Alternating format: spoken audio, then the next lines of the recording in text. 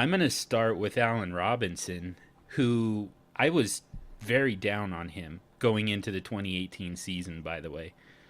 And I to me, we've come full circle with him. Now we're back to a point where, it's we're back to being way too low on Allen Robinson after, being way too high on a guy who was going to an offense that, everybody thought it was going to be the next LA Rams offense. It was, they got Matt Nagy, the young offensive minded head coach, and they had Mitchell Trubisky going into his second season.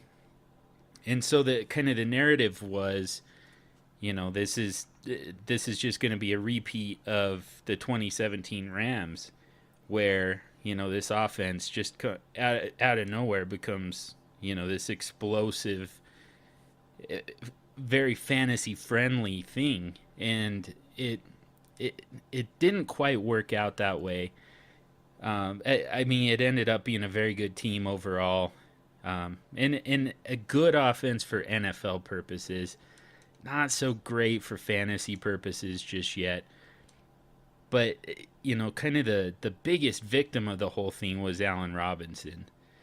And for me, though, going into the season, so he changed teams. He goes to a new system, a new head coach, not only to him, but to the organization. A second-year starter, also in a new system with a new head coach. And it's hard for wide receivers anyways to change teams and see any kind of success in their first season. But you throw in all that stuff, and on top of that, he's coming off a major knee injury. There was just so many signs to me that Allen Robinson was headed for a down season in 2018. And now that that's happened, though, now is a horrible time to bail on the guy. He's only 25 years old. He was a wide receiver 35 overall. He had 56 receptions on 94 targets, 754 yards and 4 touchdowns. None of that is great, but when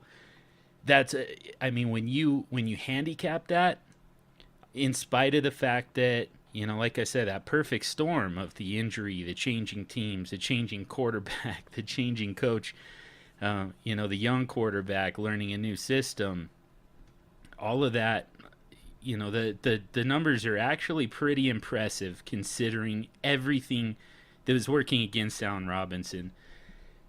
Not only that, he saw double-digit targets just twice in the entire season. Both times he caught 10 of them, including that 10 for 143 and a touchdown in the playoffs. He had a 70% catch rate just 4 times out of 13, a season catch rate of 58.5%, but he only dropped 2 balls the entire season. 58.5% catch rate, yet he only had 2 drops, a true catch rate of 85.9%. So, I mean, he wasn't seeing a lot of catchable passes. The idea here is Mitchell Trubisky takes a step and the accuracy improves. Allen Robinson, first of all, get a little bit healthier, but he'll just be more involved in the offense. This is going to be a little bit more slanted towards the pass. The goal for the Bears in the offseason needs to be to get Mitchell Trubisky to stand in the pocket and deliver the ball.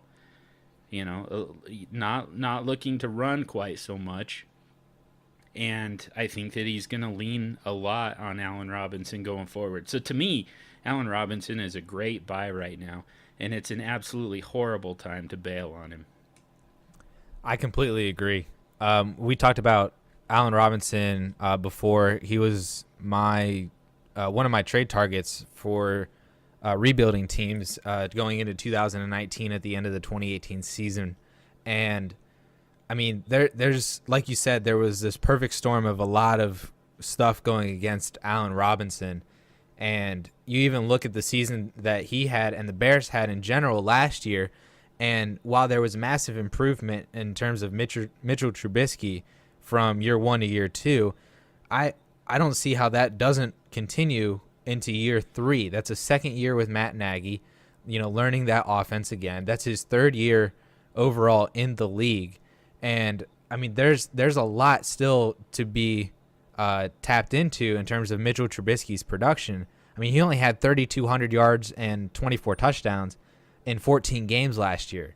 So imagine if he starts knocking at the 4,000-yard door, maybe gets upward closer to 30 touchdowns. A lot of that production is going to be because of Allen Robinson coming back into form of what we saw in his amazing 2015 season with the Jaguars.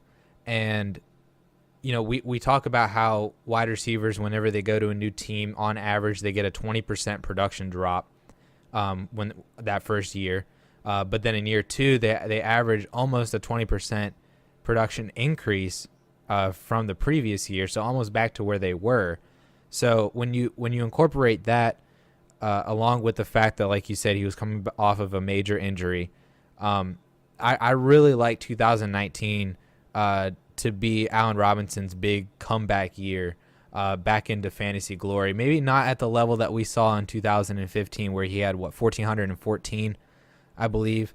But at least enough to that he's a very good wide receiver 2, maybe low-end wide receiver 1. And I really think that that's the potential here for Allen Robinson. And I do believe that as the Bears get better, as Trubisky gets better, Allen Robinson is going to be one of the main beneficiaries of it. And if Allen Robinson takes that jump, Trubisky's going to take that jump as well. And I love the call overall. I think I'm trying to buy Allen Robinson everywhere that I could possibly get him in Dynasty. And he'll be on my redraft radar as well, depending on his price.